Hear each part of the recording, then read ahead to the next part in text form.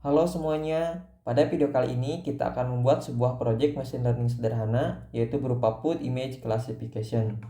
Nah, project yang akan kita buat nanti harapannya mampu membedakan 4 jenis makanan, apakah itu burger, noodles, pizza, ataupun steak.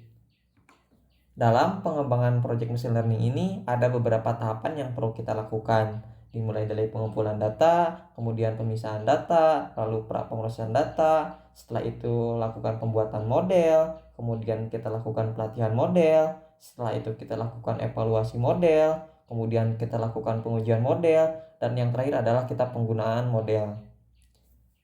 Namun, pada video kali ini kita tidak akan melakukan semua tahapannya. Di sini saya sudah menyiapkan dataset yang akan kita gunakan, sehingga tahapan pengumpulan data dan pemisahan data bisa kita lewatkan. Selain itu, tahapan penggunaan model juga tidak akan kita lakukan, karena pada video kali ini kita akan hanya sampai pada tahap pengujian model saja.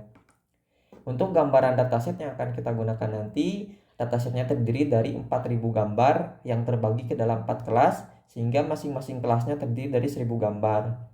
Nah, dari keseluruhan dataset tadi akan kita bagi menjadi 3 bagian. Yang pertama untuk training, kita akan gunakan sebesar 70%, kemudian yang kedua untuk validation, kita akan gunakan sebesar 15%, dan yang terakhir untuk testing, kita gunakan sebesar 15%. Oke teman-teman, kita langsung aja ke pembuatan projectnya. Untuk membuat projectnya, kita akan menggunakan platform Google Colab. Untuk itu teman-teman perlu menyiapkan browser yang ingin teman-teman gunakan. Nah, di sini saya akan menggunakan Google Chrome.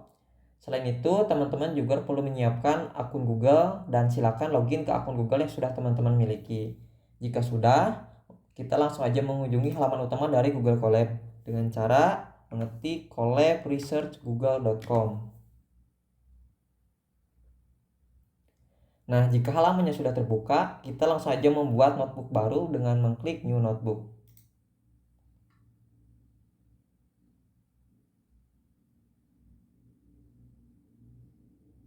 Oke, di sini saya akan mengubah nama projectnya terlebih dahulu.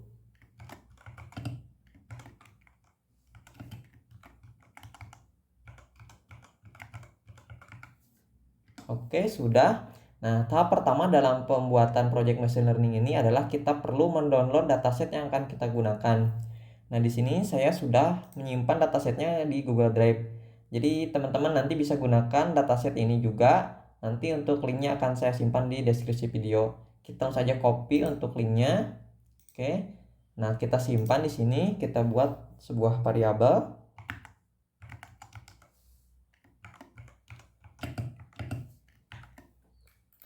Nah, selain itu kita juga perlu mengatur output dari hasil downloadnya nanti.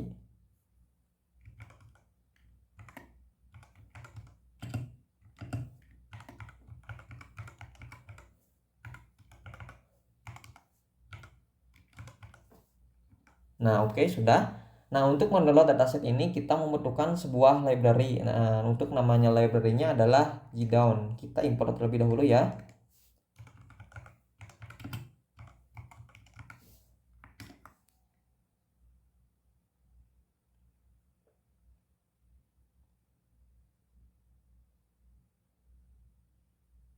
Oke, sudah. Selanjutnya kita gunakan library tersebut untuk mendownload dataset.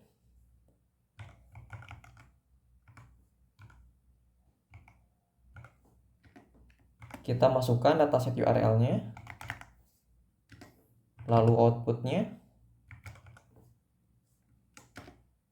Nah, jangan lupa kita tambahkan fuzzy supaya bisa terunduh. Oke, sudah. Nah, coba kita buka di bagian files. Nah, ini kodenya kita jalankan ya. Nanti hasil downloadnya akan tampil di sebelah sini. Nah, ini prosesnya sudah berjalan. Kita tunggu sebentar.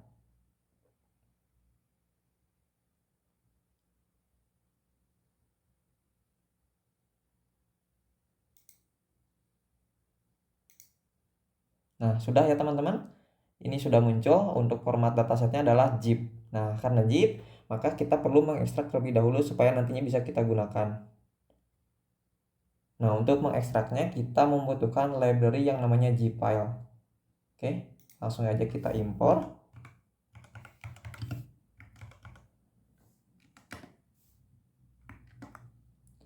Oke, langsung kita gunakan library-nya.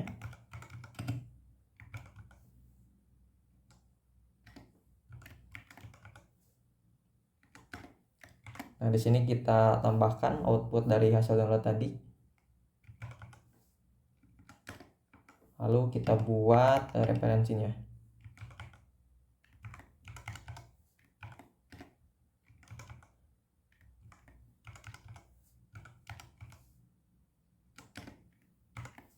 Oke, sudah. Kita langsung jalankan kodenya. Nah, sudah berhasil. Nah, di sini akan muncul ya folder push yang di dalamnya itu terdapat 3 folder, yaitu test, train, dan validation. Nah, di dalamnya juga nanti ada subfolder lagi yang terdiri dari kelas dari datasetnya. Ada burger, noodles, pizza, stick. Nah, di dalamnya ada file gambarnya ya. Nanti akan kita gunakan. Oke. Selanjutnya kita akan load file dataset ini ke kode kita supaya bisa digunakan. Nah, untuk melakukan loadnya atau mengambil datasetnya ini kita membutuhkan library yang namanya TensorFlow. Kita import terlebih dahulu.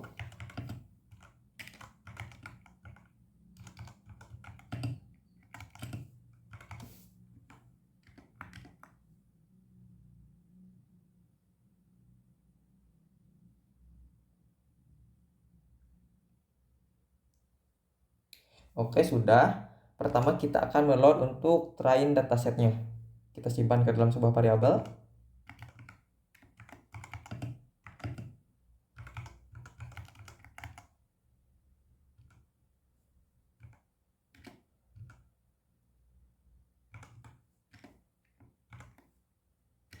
Nah, di sini kita perlu mengambil path-nya dulu. Nah, kita untuk train, kita copy dari sini aja.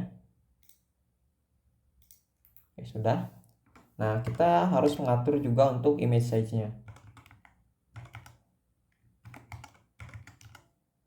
Di sini saya tidak akan mengatur terlalu besar ya. Kita atur cukup 128 kali 128 saja. Oke, sudah. Selanjutnya kita load untuk bagian validation.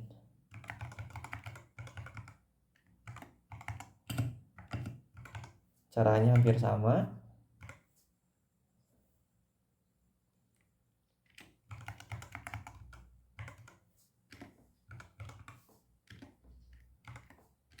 Kita copy path untuk validation. Oke, sudah. Nah, di sini kita atur juga untuk image size-nya. Samakan dengan yang tadi. Nah, untuk validation ini supaya nanti proses validasinya lebih stabil dan tidak berubah-ubah, maka kita perlu mengatur supaya sapal ini menjadi false karena defaultnya adalah true.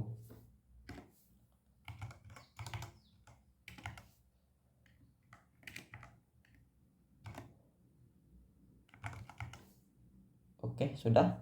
Berikutnya kita load untuk bagian tesnya.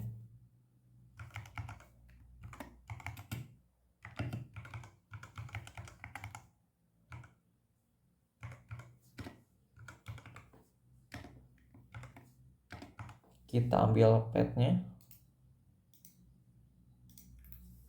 Lalu kita atur juga untuk image size-nya. Samakan dengan yang tadi 128 kali 128. Nah, sama untuk bagian tes ini juga kita atur supaya sampelnya menjadi false.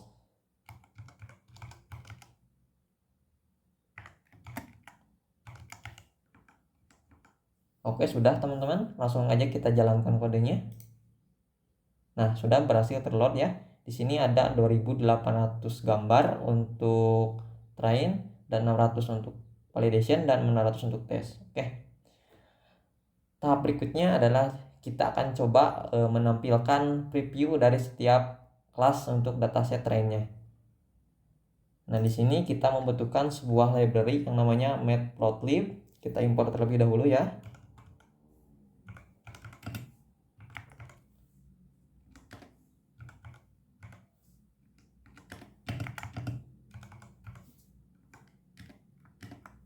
Oke, sudah. Pertama kita perlu mendefinisikan kelas labelnya. Nah, kelas label ini kita ambil dari train dataset class name. Oke. Nah, setelah itu kita coba ambil image dan label.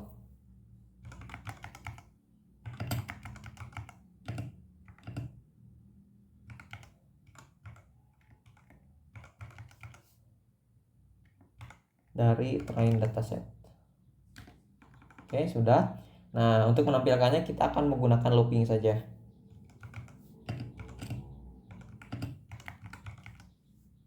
Kita looping berdasarkan jumlah dari kelas label.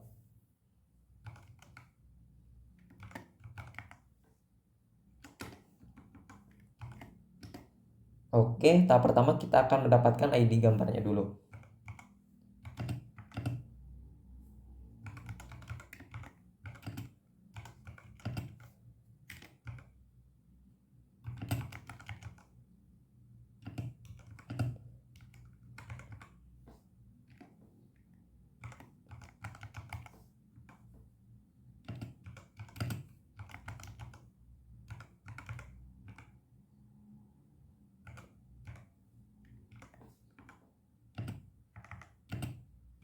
Oke, sudah. Selanjutnya kita ambil gambarnya.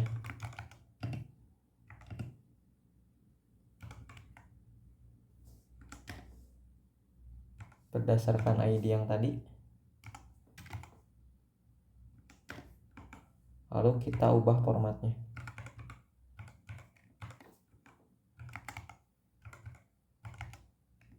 menjadi integer 8.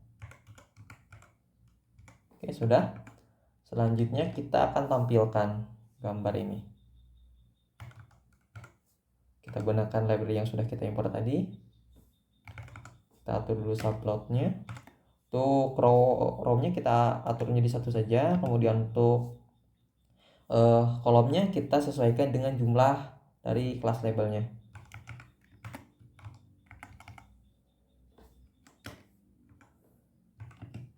Kemudian untuk posisinya kita buat seperti ini saja. Oke. Nah, untuk title-nya kita berikan juga. Nah, di sini kita gunakan atau kita ambil dari kelas label ya. Berdasarkan indeks. Oke, seperti ini. Lalu kita tampilkan gambarnya. Image. Oke, terakhir supaya tampilannya lebih clean dan bersih gitu ya, kita hilangkan eksisnya. Oke, sudah seperti ini. Kita coba scroll sedikit. Nah, sekarang kita coba jalankan kodenya. Nah, sudah ya teman-teman. Di sini preview setiap kelasnya sudah muncul. Untuk burger ini gambarnya, kemudian noodles ini, pizza juga seperti ini, dan stick seperti ini. Oke. Setiap kelas untuk sampelnya sudah berhasil kita tampilkan. Nah, selanjutnya kita akan melakukan data augmentasi. Oke, pertama kita buat dulu variabel data augmentation untuk menyimpan hasilnya nanti.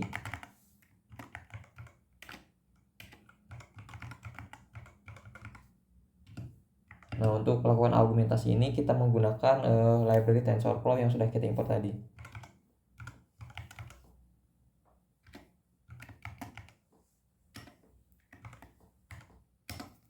Di sini untuk pertama saya akan melakukan random contrast.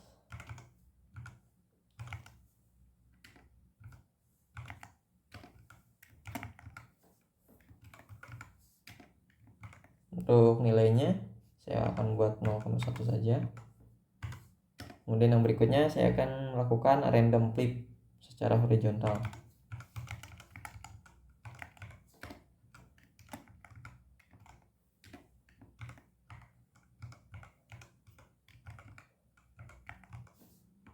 Oke, berikutnya saya akan melakukan random rotation gitu ya.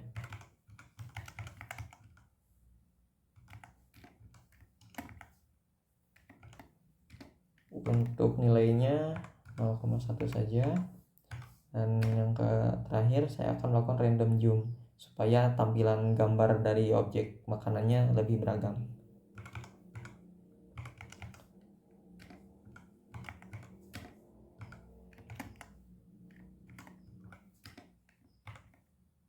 Untuk nilainya 1,1 saja, 0,1 saja. Oke, sudah. Nah, di sini teman-teman sebenarnya bisa menambahkan argumentasi yang lain, namun di sini saya cukup menggunakan 4 argumentasi saja. Oke, kita coba jalankan kodenya. Oke, sudah. Nah, selanjutnya kita ke tahap pembuatan model. Kita simpan ke dalam sebuah variabel model. Kita gunakan TensorFlow.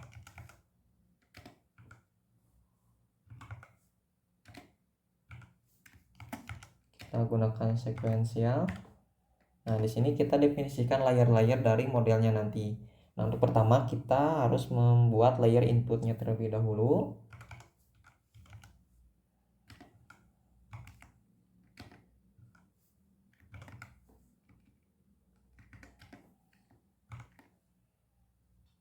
Lalu kita atur untuk shape-nya. Di sini kita masukkan dimensi gambar yang tadi, yaitu 128 kali 128, dan karena tadi gambarnya adalah RGB maka kita masukkan dimensinya 3. Oke, sudah. Nah, untuk layer berikutnya kita masukkan layer augmentasi yang tadi.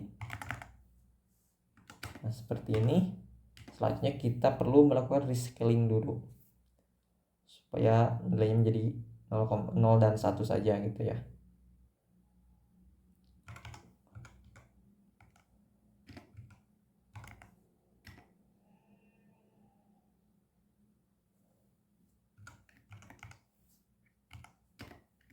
Untuk nilainya 1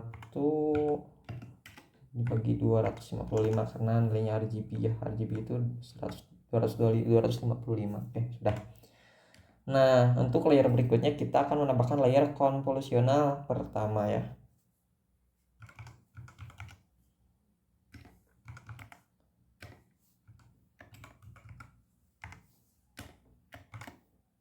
Nah, di sini untuk nilai yang pertama kita 32 saja. Kemudian untuk ininya kita 3,3 dan activationnya kita reload saja. Oke, berikutnya kita tambahkan layer max pooling.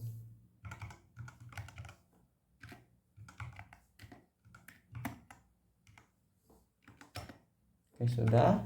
Kita tambahkan lagi layer konvolusional yang kedua.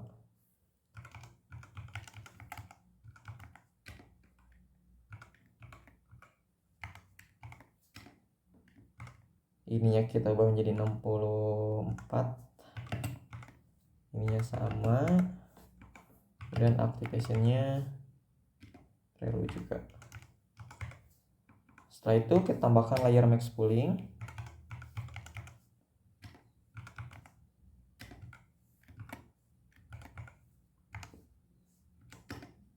Oke. Nah, berikutnya kita tambahkan lagi layer konvolusional yang ketiga.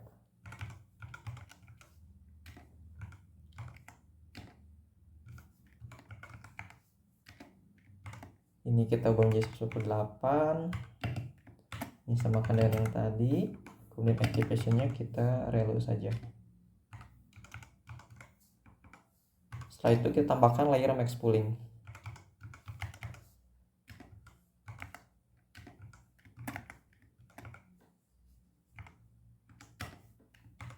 Oke. Nah, untuk layer berikutnya adalah kita tambahkan layer flatten.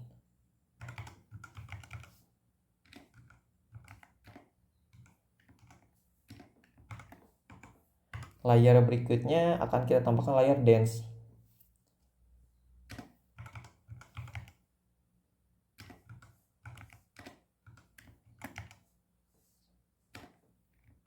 Tuh nilainya 128. Activationnya reload juga.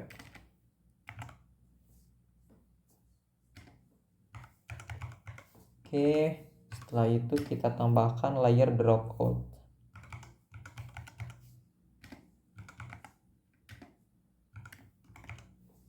Untuk nilai dropoutnya kita gunakan 0,5 saja. Dan terakhir kita tambahkan layer dense juga.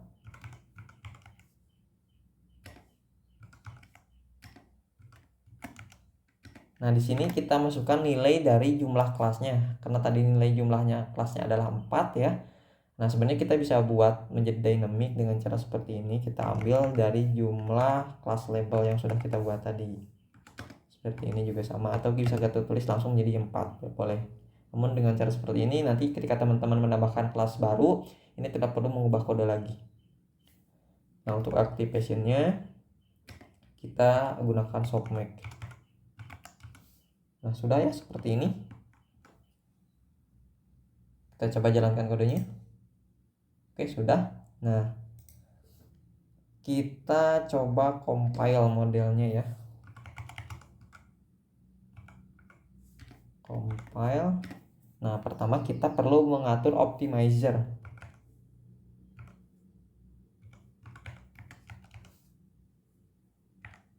Optimizernya kita gunakan yang Adam.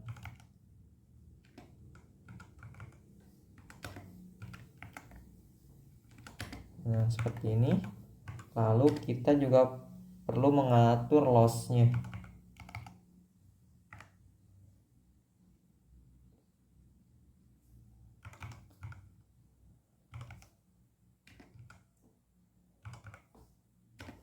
Nah, loss yang akan kita gunakan adalah sparse categorical class entropy. Nah, ini sudah. Nah, selain itu kita juga perlu mengatur akurasi metriknya ya. Metrik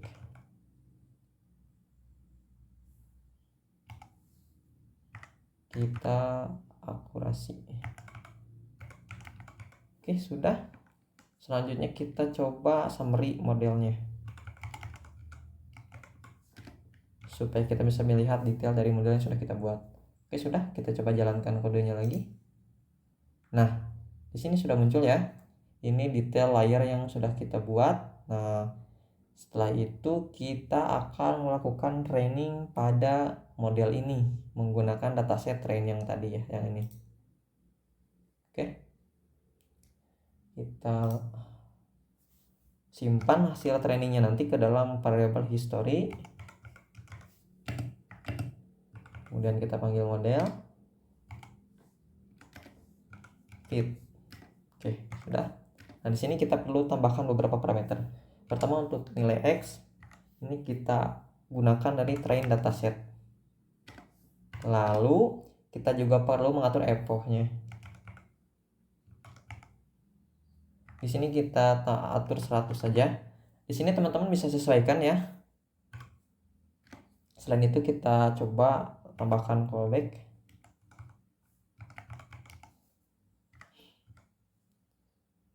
Nah, di sini untuk callback pertama saya ingin mengatur early stopping. Tujuannya supaya nanti ketika melakukan training, apabila akurasi modelnya sudah tidak mengalami peningkatan lagi, maka proses training akan secara otomatis dihentikan.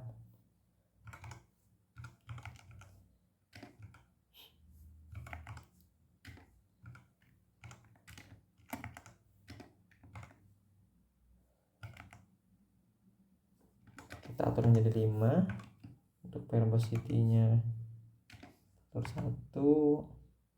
Lalu kita kembalikan model yang terbaik. True. Oke, sudah.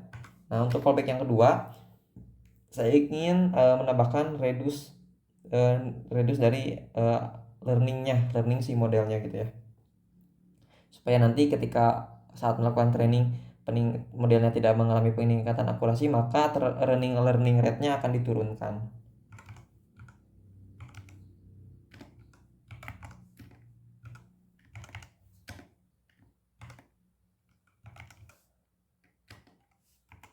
Oke, sudah.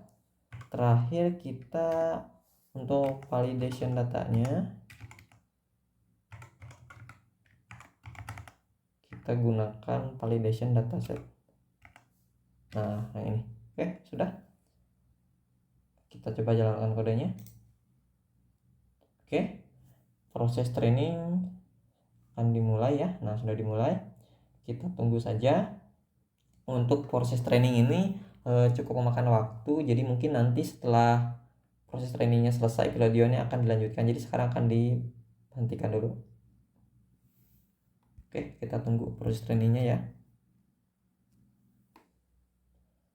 Oke, untuk proses trainingnya sudah selesai. Tadi untuk prosesnya berjalan selama hampir 40 menitan ya. Oke. Nah, bisa kita lihat di sini untuk historinya. Nah, untuk lebih jelas, kita bisa menampilkan histori dari training ini ke dalam bentuk grafik. Kita gunakan library matplotlib yang sudah kita import tadi. Kita atur dulu ukurannya.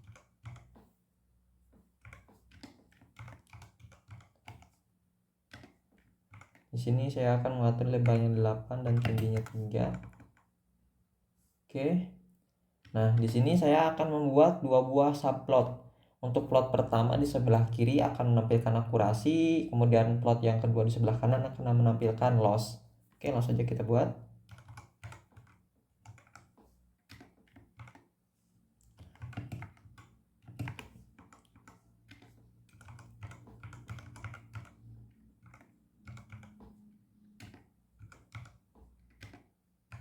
Untuk yang ini kita akurasi, kita berikan label juga.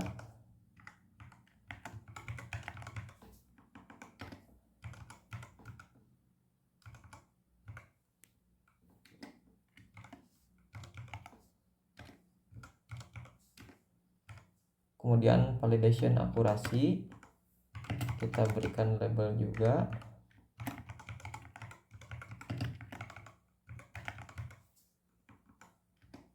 Supaya nanti labelnya tak muncul ya, kita tambahkan legend.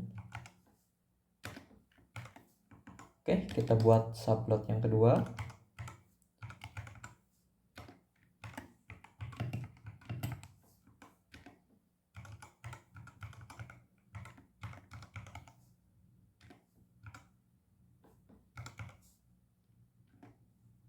Ini kita tampilkan loss, berikan label juga.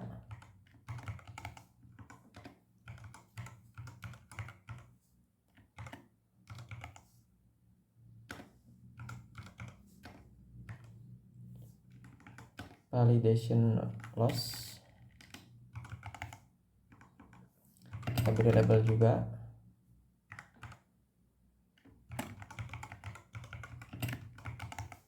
Oke, supaya labelnya muncul dan terlihat dengan jelas, kita tambahkan legendnya. Oke, terakhir kita show. Oke, sudah. Kita coba jalankan kodenya. Nah, ini sudah terlihat lah. Di sini tampil histori dari training yang sudah kita lakukan. Nah, dengan adanya grafik ini kita bisa mengetahui bagaimana model belajar saat melakukan proses training. Nah, dengan grafik ini juga kita bisa mengetahui apakah model yang kita buat mengalami overfitting ataupun tidak. Nah, jika dilihat dari hasilnya, ya di sini ya lumayan bagus lah ya. Mengingat untuk jumlah trainingnya juga tidak terlalu banyak. Oke. Selanjutnya kita akan coba melakukan evaluate pada model ini. Untuk nilainya nanti akan saya simpan di dalam variable loss. Lalu untuk akurasi, oke, ini kita ambil dari model evaluate. Nah, di sini kita gunakan test dataset. Nah, ini. Nah, untuk hasilnya kita akan print saja.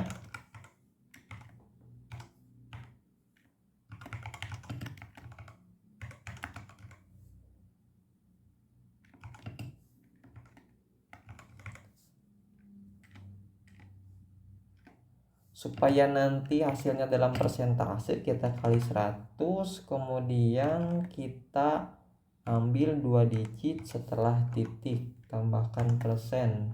Oke, begitu juga untuk yang loss.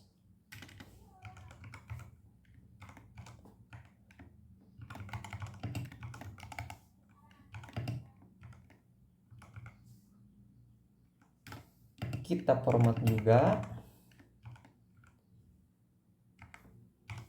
kita tambahkan persentase. Oke, sudah. Kita coba jalankan kodenya.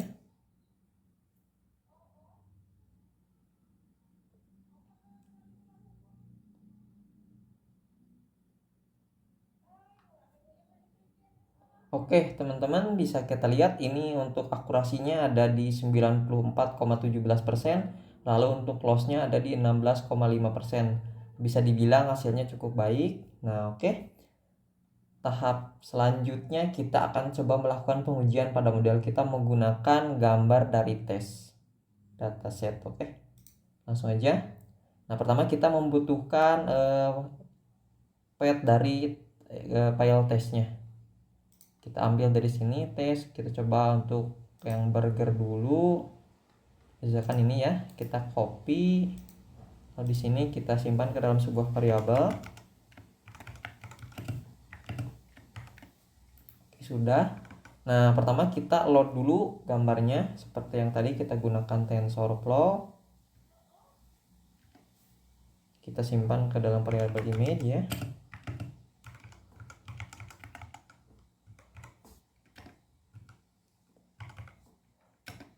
Nah, di sini kita masukkan image path yang tadi. Nah, jangan lupa kita tambahkan juga target size-nya. Target size ini kita samakan dengan tadi, yaitu 128 kali 128. Oke. Nah, image ini perlu kita convert dulu ke dalam bentuk image array.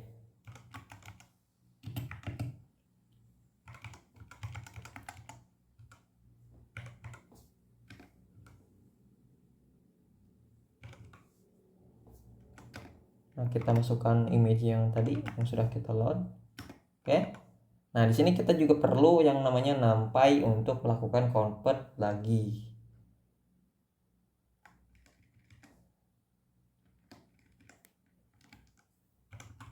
Kita import dulu.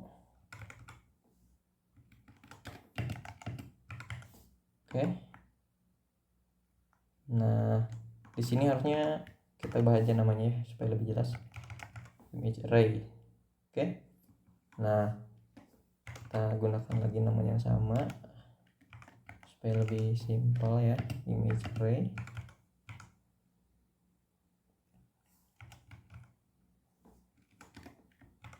Oke, seperti ini. Kita masukkan image array-nya, lalu kita atur axis-nya 0 saja. Oke, sudah. Nah, berikutnya kita akan coba melakukan prediksi terhadap image yang ini menggunakan model yang sudah kita buat tadi. Untuk nilainya kita simpan ke dalam sebuah variabel prediction. Kita panggil model. Klik. Kemudian kita masukkan image array yang sudah kita convert tadi. Nah, di sini kita karena hasilnya adalah bentuk array, maka kita ambil saja nilai yang pertama. Lalu di sini saya juga perlu predicted ID-nya. Kita simpan dalam sebuah variabel.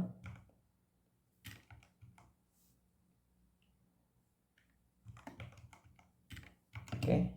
Ini kita ambil dari nilai tertingginya ya, hasil prediksinya.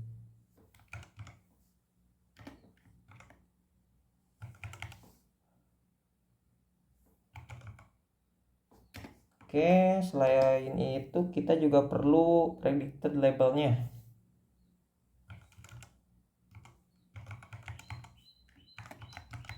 Nah, ini kita ambil dari class label yang sudah kita buat tadi berdasarkan predicted ID.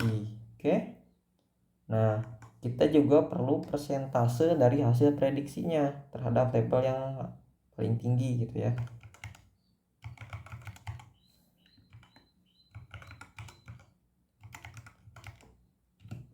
Ini kita ambil dari prediction berdasarkan predicted ID. Kemudian supaya hasilnya menjadi persentase kita kali 100. Oke.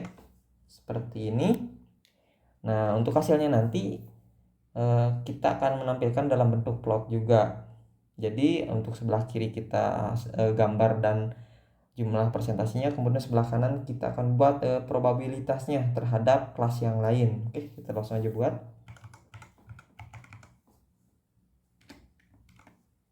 Untuk rownya 1, kolomnya kita berikan 2. Oke. Pertama kita tambahkan title ya. Nah, title ini akan kita isi dengan tadi predicted label,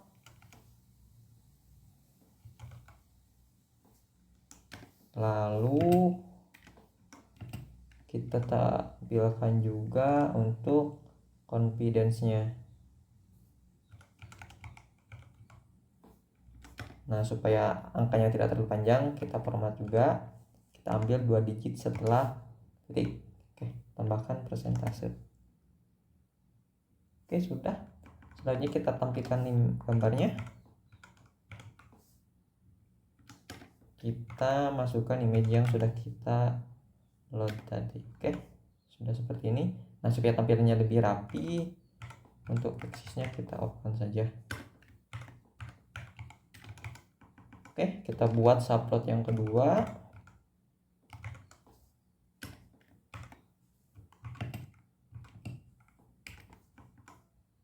Kita gunakan pie. Oke. Nah, di sini untuk X-nya kita masukkan nilai dari prediction. Lalu labels-nya kita gunakan class labels. Nah, supaya nanti ada persentasenya juga, kita tambahkan auto persentase ya. Nah, di sini kita format juga sedikit. Kita ambil 2 digit setelah titik, tambahkan persentase. Oke, seperti ini. Terakhir kita show. Oke, sudah. Sekarang kita coba jalankan kodenya. Nah, bisa teman-teman lihat ya. Ini yang kita coba tes adalah gambar burger, dan ternyata model kita berhasil memprediksi bahwa ini adalah sebuah burger dengan confidence-nya itu 100% ya. Di sini juga ada probabilitasnya, karena 100%, maka yang lain untuk kelas yang lain adalah 0%. Nah, coba kita gunakan gambar yang lain, misalnya noodles ya. Kita copy path-nya. Kemudian di sini kita ganti. Oke, sudah. Dan kita coba running. Nah, noodles ini juga berhasil model kita mengenali bahwa ini gambar noodles dengan confidence 99,79%. Bisa kita lihat juga probabilitasnya ya, yang lain hanya kecil ya, nilainya kecil-kecil ya. Oke, kita coba untuk kelas yang lainnya juga. Ini kita copy ya, ganti. Oke, kita coba running lagi. Oh, untuk pizza ternyata model kita juga berhasil prediksi bahwa ini gambar pizza dengan confidence 100% ya. Cukup baik. Kemudian terakhir kita coba untuk gambar stick ya. Kita copy juga. Oke, kita coba running lagi kodenya. Nah, ternyata untuk stick juga model kita bisa dengan mudah mengenali bahwa ini gambar stick dengan confidence 100% ya. Oke teman-teman, mungkin modelnya sudah cukup bagus ya. Nah, untuk tahap terakhir mungkin kita perlu nanti untuk mendownload modelnya. Nah, maka kita perlu save dulu ya. Model ini kita bisa save dengan cara kita buat dulu variabel untuk menyimpan untuk lokasi dari modelnya ya. Model path kita simpan seperti ini.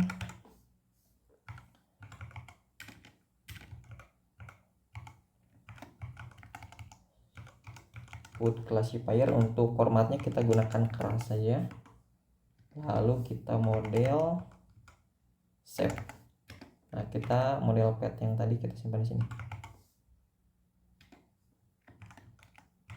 Oke, kita coba jalankan kodenya. Nah, sudah berhasil ya. Kita tunggu sebentar, nanti harusnya muncul di sebelah sini. Oke, nah ini sudah muncul ya. Nah, untuk model ini bisa kita download supaya kita bisa gunakan di project yang lain. Ya, mungkin itu ya teman-teman proses pembuatan machine learning sederhana kita yang berupa image classification. Nah, mungkin saya akan coba menambahkan sedikit. Nah, supaya nanti projectnya bisa lebih baik lagi, teman-teman di sini bisa menambahkan kelas lain ya supaya lebih beragam.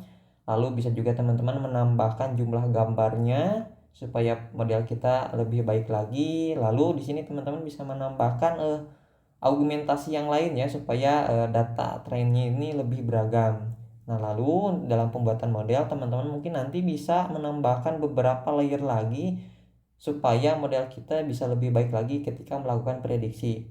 Oke, mungkin itu aja teman-teman untuk videonya. Terima kasih.